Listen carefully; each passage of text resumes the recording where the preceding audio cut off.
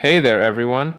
Welcome to the Velour channel. Today I'll show you how to create Google Forms on your phone. First, let's open Google Forms. Sign in with your Google account.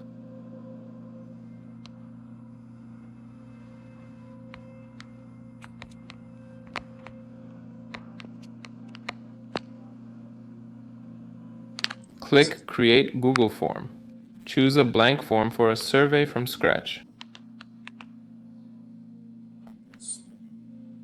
You can also use GPT Chat to help create forms. There are ready-made templates at the bottom you can use as a starting point.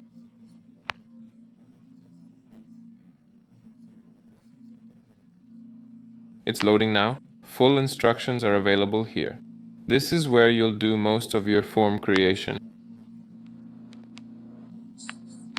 Here's the plus, paragraph, and question options.